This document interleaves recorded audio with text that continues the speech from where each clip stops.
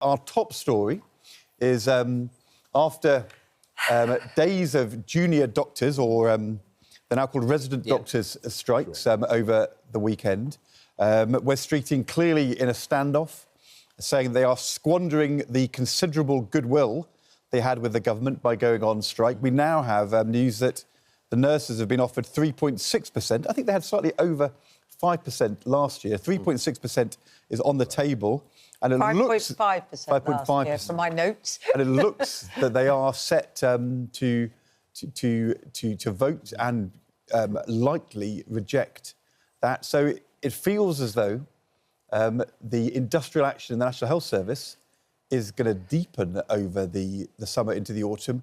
This is not where you want to be. No, not at all. So I was with Wes Streeting this week. I have a podcast, and I was interviewing him for my podcast, and he's clearly very angry with the BMA. He had very, very strong words for them. The doctors, The doctors, yeah. That's the BMA represent the doctors. He's very angry about the doctors. He won't want the nurses to now go on strike. They have had generous pay settlements under this Labour government. Well, inflation's been high. Well, inflation has been, which is why they're understandably saying our wages have been eroded by inflation in recent years. So I understand where they're arguing they want it back to at least 2008. Well, that's not going to happen. Well, but when you look at that, that doesn't seem unreasonable, does it? Is it on one level, and I know that actually I think the comments you made right, that public are getting cross about it, but when you look at the fact that they just want to go back to what they had, you can see why they're cross. Yeah, but look, so I think... Sorry, Jonathan.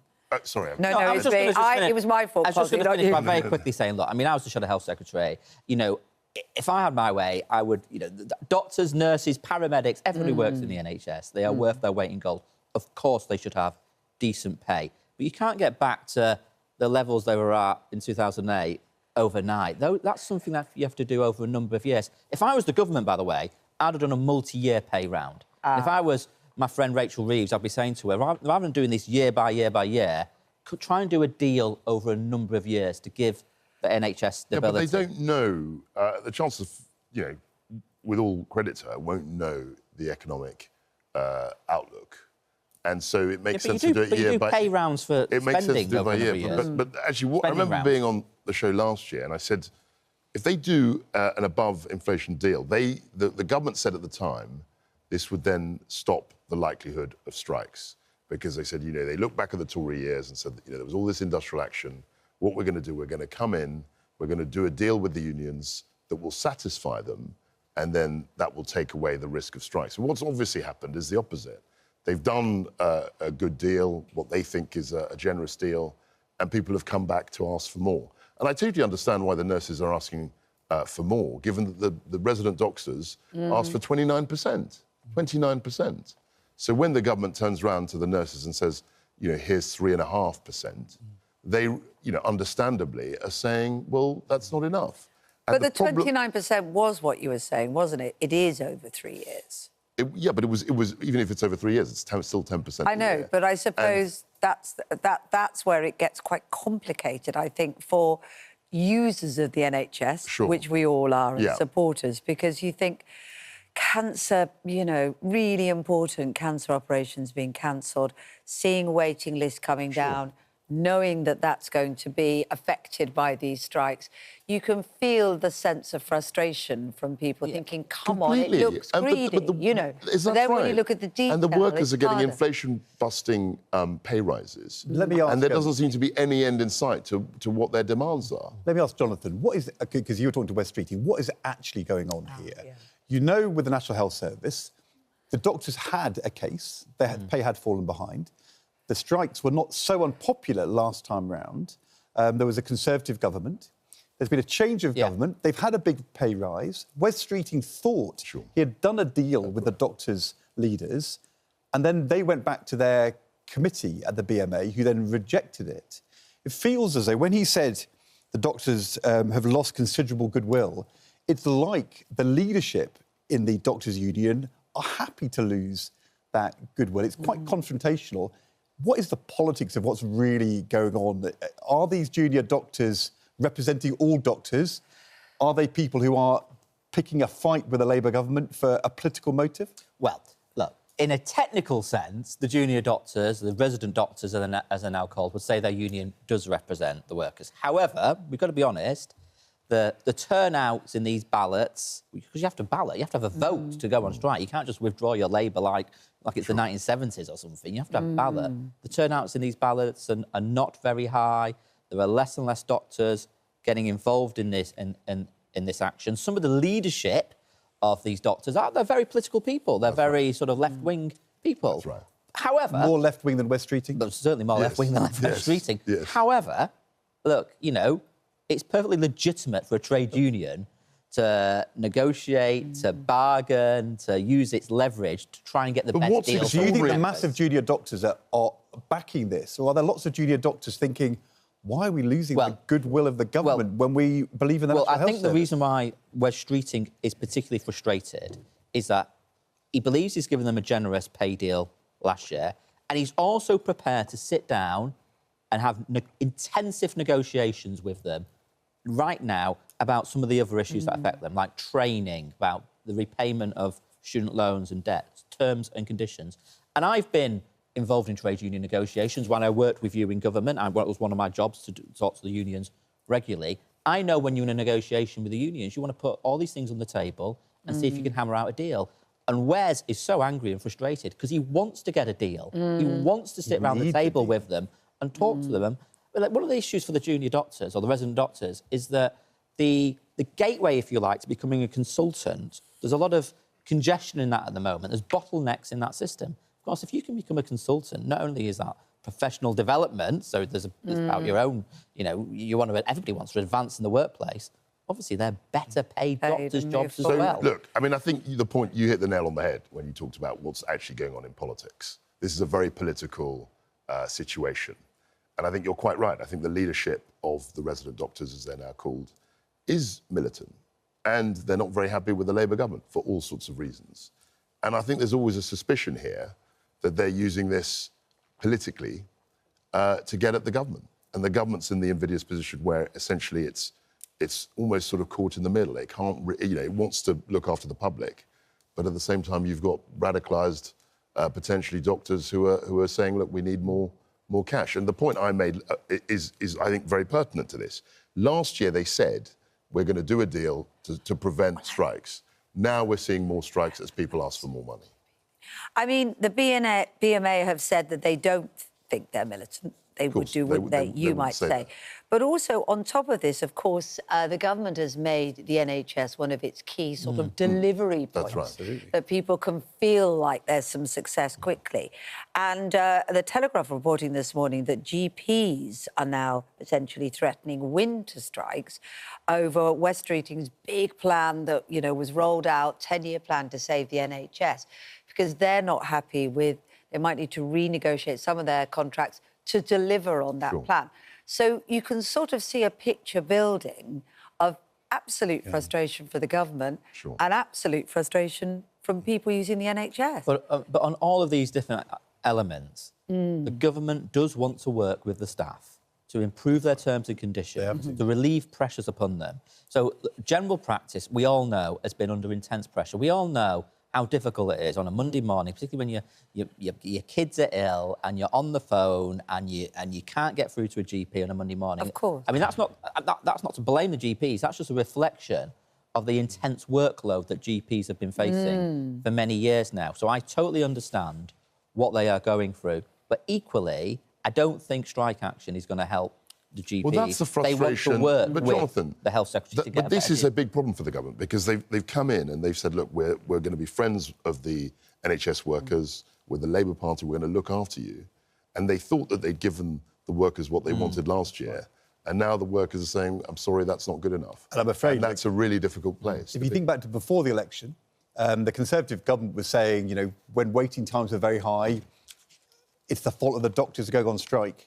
I'm afraid for a Labour government in power, blaming the doctors and the nurses for waiting times not coming down isn't going to work because actually people think that Labour should sort out the NHS. Well, so in the end, they've got some leverage over Wes Streeting. Well, in that respect, they certainly have. And look, you know, the thing I always say is that people generally vote Labour governments in because they think they're going to fix the NHS. In fact, Labour gets held to a higher standard on the NHS than Conservative governments, actually, because people think, Labour, you're the guys who normally turn around the NHS. It's why I would say, again, it's not, this is where Wes, to a certain extent, his hands are tied by the Treasury. Completely. I think the Treasury should be looking at multi-year deals and try and bind the unions in across the public sector for, again, with a multi-year settlement to avoid this year-by-year industrial action. He's one of the best performers, Wes Streeting, but this is a big test for him now. Well, absolutely. Yeah, definitely. Very frustrating for him, though, because he's trying to do a good deal for them, and then they keep asking for more. We talk a lot about illegal immigration, stop the boats, still things to worry about on this show. There are some migration figures being reported and population figures being reported in the Daily Telegraph this morning. So the number of people coming into the company minus the number of people who are coming out sort of gives you your... did I say company? Yeah, Someone just said you said company. Sorry. Great Britain PLC. United Kingdom. Country is what I meant to say. And actually, it's the second highest ever in 75 years. The highest ever was in the previous year. When Kwasi was in the cabinet, I think, wasn't it? I wasn't in the cabinet. I was in the backbench. It was under Boris. It was under Boris Johnson. They call it the Boris wave on Twitter. Yes, exactly. I think you were there. In the figures, though, one of the things that they make very clear is that it is immigration that has increased the population significantly. So, like 98% of the total increase is not to do with people giving birth. No. It's to do with immigration. And these are what do figures we up make to, of this? It's up to July of last year. Last year, yeah, and the highest was up to July of the year before. It's all driven by that huge wave of immigration which happened after Brexit. But what, indeed, and people not be able to travel in a different way. That was just a factual statement. No, it was just... Brexit unleashed an unprecedented rise in immigration in Britain. So it's which was kind of not what you expected, but that's what happened. So it is the Boris wave, as they say on Twitter. That's what people call it, the Boris wave. But does it matter, this? Because we also talk a lot about not having enough people doing carers jobs, this and that. What do we feel about this? Because I know people will go, oh, my God, our services are stretched, the NHS, schools are overcrowded. I think they have a point. And it's to do with immigration. But what do we actually make of this? So the situation we're in, and I always associate it with the welfare system as well, because we've got something like 9 million people of working age who, for whatever reason, aren't working, and we can discuss that. And we're, at the same time, getting millions of people coming in over the last few years. So the situation is completely unbalanced. And I think that what we have to do is do what the Conservatives, when I was elected, we said we'd get it back to tens of thousands a year. And that the fact that we didn't do... No, we didn't. We didn't. That was a massive... We can get back to making that statement like the Conservatives but we should try and actually do it. And that's what I'm afraid has driven... But do we want to do it, though? Because we've got an ageing population. These are people of working age. Yeah, you know, these figures always inflame concern and question marks. But I wonder what it means. No, but the main thing is a question of numbers. Okay. Yes. So the question is whether this country can absorb the levels of immigration in this space of time. It's got nothing to do really. And do you think it can? I think there comes a stretching point where you can't do that. And we all grew up in a world where the UK population was 55 million. Today, no one really knows the figure. I think it's probably about 70 million. There or thereabouts. And that's a huge increase in 30, 40 years. And it stretches the society's ability to absorb that influx. And don't forget, young migrants in the end become old. So over somebody's lifetime, it's true, if you arrive when you're younger, then you pay more tax than you will consume in public services and benefits. But as you get older, the opposite will become the case. And so it's not clear, taking a 50-year view, that it saves us money. Well, I mean, in the olden days, and like the 70s, we used to have things called the sort of Manpower Services Commission and so on, which used to assess different bits of the economy and work out how many workers were needed. A lot of that was swept away in the 80s, and I'm not suggesting we go back to it, but I think we do need a system where you think, well, what do we need? How many workers do you need in social care? How many workers do you need in manufacturing? How many workers do you need in different bits of the economy? And on top of that, make an assessment about how many international students you need.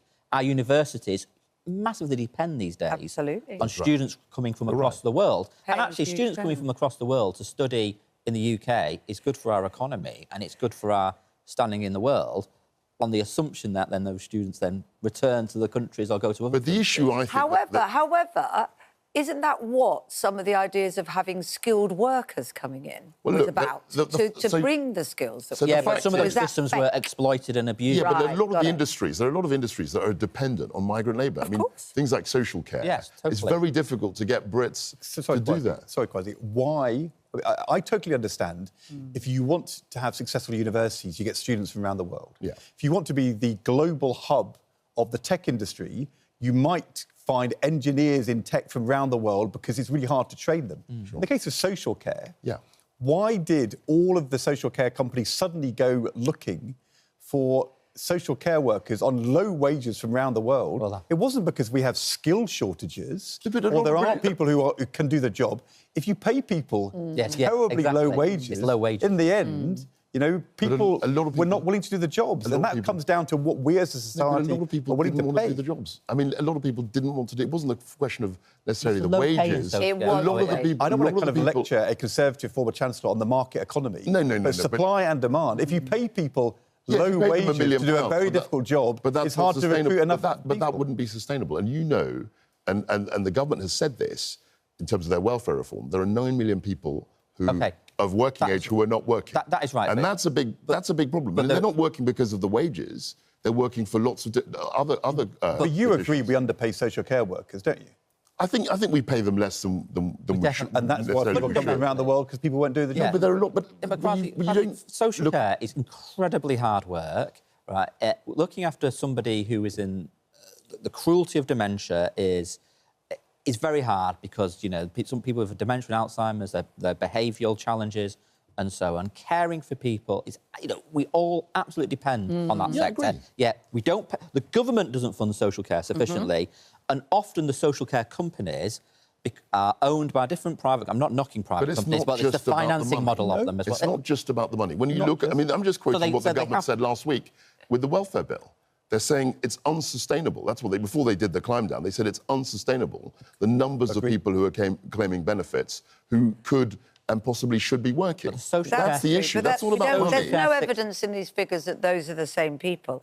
I mean, interestingly, actually... I'm not saying they are the same people. I'm saying it's anomalous that we've got 9 million people out of work, yet we're importing millions of people from abroad. That's anomalous. Yeah, but I mean, part of the problem is, and we don't want to go down social... Although there is a social care story I just want to look at, which actually reflects a little bit about what you were saying there, Jonathan. So the Mirror is reporting that social care nurses could be able to prescribe medicines in a major reform, so upskilling carers. The question then goes is they would have to be trained. Who would fund that? They would also, potentially, they wouldn't need to be trained because very often they end up having to do it anyway, but they would have to be trained, and therefore would they be paid more to take on that huge responsibility of prescribing medicines? One questions whether they would be paid anymore. And then on top of that, you know, where people are struggling to find those to do that anyway. So there again is another way of trying to get round the problem of social care that doesn't actually address those things. Well, our nursing workforce, whether it's community district nurses or health visitors, who are the nurses who go into homes when you've had a baby, and so on, I think they should be given greater powers for prescribing. Some nurses do prescribe, and you have some prescribing nurses in general practice.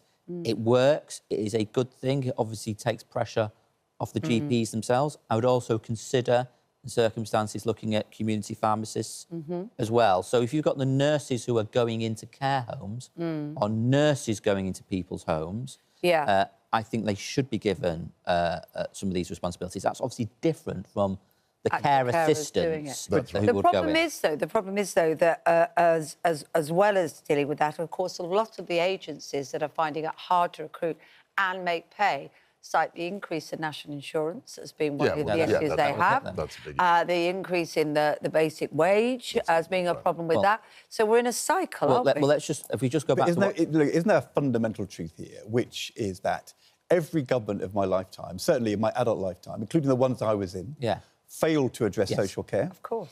And so did the Cameron government. Boris Johnson looked like he was going to, with a £10 billion tax rise, and then that got reversed. That's right. And at the moment, I would say, it looks like this Labour government is going to follow that pattern of every other past government and not address the care issue properly at the beginning of a parliament. And we're talking about this. It's just history repeating itself all over again. In the context of immigration. Yeah. And that's a classic example of a sector where it's been driven, relying for lots of reasons on foreign workers, essentially, and there are lots of reasons why, for whatever reason, British workers aren't in that sector. So part of the immigration is that, in a way, bits of our economy are dependent on immigration, which was never really... it's a symptom of not addressing social care. Well, I mean, the truth is this, right? Like, we talked about West Streeting has got to deliver, right? If you want to fix the problems in the NHS, you're going to have to fix social care. Absolutely. They go together. It is the sister organisation of the NHS. And unless you fix it, it will pull down the NHS. But here's the thing, right? It needs more money. We've got to have a debate about what it means for the future of your home and whether people will lose their home or whether there's some protection for that. Or whether and that was a total disaster. Well, in the end, this is the thing, isn't it? You exploited the dementia tax. And you guys exploited it when we tried to do it in the Gordon Brown government in 2010, called it a death tax. Although some of us were against it at the time. Just saying. Anyway. But the point is, there's got to be... Let's not go back to that. But this is right. There's going to have to be some sort of cross-party agreement on it to get it through, because... If there's no cross-party agreement, you'll never get it through. And it doesn't look as though the Treasury at the moment wants to engage on this. No. Yeah. But that's the sort of thing that's driving this immigration. I mean, there are other factors, but this is a good example of a sectoral need that's driving migration. Should we talk about Jess Glynne's fury? We should. I know you're very furious, impassioned and exercised about this. So it's important. It's a song that not everybody will know. And to explain, I think we should just explain the context first. This is the Jet 2 advert with a Jess Glynne song. And the voiceover is also done by... Zoe Lister. And what has happened is the White House, the American president, has decided to lift Jess Glynne's song without her permission and the voiceover of the voiceover artist from the Jet 2 adverts and use it to run a spoof advert from the White House, not about... holidays, instead about the US immigration system deporting people. But Trump has done it again. Not happy about it. He's done it again. To a jolly family advert. He does the most outrageous advert. We saw all the stuff with Gaza and him in a gold statue. And guess what? We fall for the trick every time. We talk about it. We talk about it, we give it airtime, and we essentially just publicise what he's doing. And he does it. They troll us all the time. Well, every time we fall for it. We are reflecting Jess Glynne and her anger. She responded to this with shock that her song was being used in this way. That's her response there. She said it makes her sick that it's been used in this way. But my point is that it's very, in his own terms, this is very effective for Trump. We're all talking about what he's doing. Done by some sort of, some dodgy media outlet. I mean, he's supposed to be the president of America. Of course he is. It's the White House. Of course he is. This is I think this overlaying the Jet 2 jingle, I think it's a sort of TikTok thing at the moment. Right. So it's going on... People will go out and they'll film their own holidays and they'll stick the Jet 2 thing on it. That's right. And I don't know... I mean, it's... Look, can I just say, Jonathan, thank God we've got somebody who understands the youth on the programme. I'm very in touch. Who can let us into what's going on TikTok. Yeah, and I'm a big fan of Jet 2. Have you been posting this on your TikTok account? I'm still trying to work it out, how to use my TikTok. No, don't come on that now. But I'm a great fan of Jet 2. They're getting great publicity out of this. But I'm going on holiday with Jet 2 this year as well. Are you? I am, yeah. So Jet 2 is thrilled, and the White House is thrilled. Not sure about the poor people being deported. No, I don't think that... Absolutely not at all. No one's asking that. And, of course, other holiday facilities and travel agents are available. Probably available to Donald Trump, if they're successful enough, as well as to anybody wanting to go on holiday.